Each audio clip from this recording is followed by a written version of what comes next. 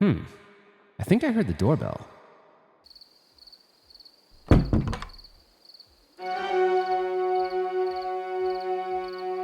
Oh no. I said I wouldn't be a topper guy. I told myself this. It's not even worth the money. After all, it's just for show. It doesn't even do anything. But man, I'm still kind of excited to open it up though. Okay, well, I'm gonna open it up. Dude, this thing actually looks pretty sweet. Why am I liking this? I don't like this. Why do I like this? Is bad. This is really bad. Oh my gosh, this thing is sexy. In the box, you have the topper, and that's really kinda it. There's a brief instruction manual, but really it's not that difficult to install this thing, so we should just install it. Wow, this thing looks good. Anyway, it's time for a pinball montage.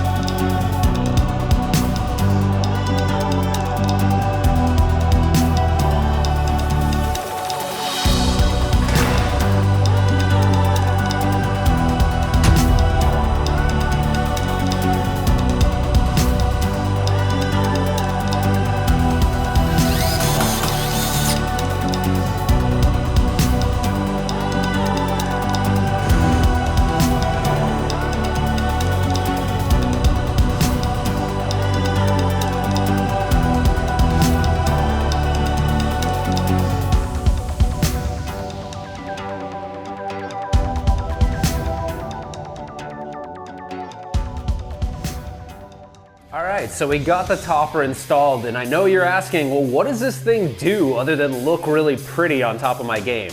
Well, the cool thing is it integrates into all sorts of things that are happening on the playfield.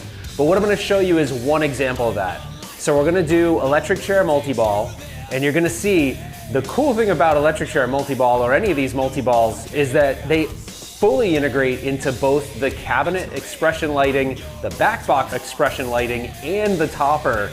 But the electric chair multi-ball does something really cool, so I'm going to show you the coolest one as an example. So let's get on the game, we'll start electric chair multi-ball, and I'll show you how cool this actually is.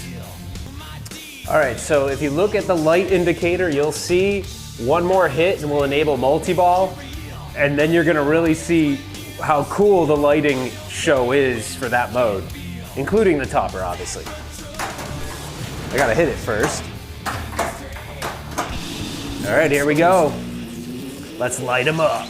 All right, pay attention to the lights. They're gonna scroll up as he's getting electrocuted. It's gonna go up into the back box speakers and then finally the topper. So it's one total light sequence incorporating the topper.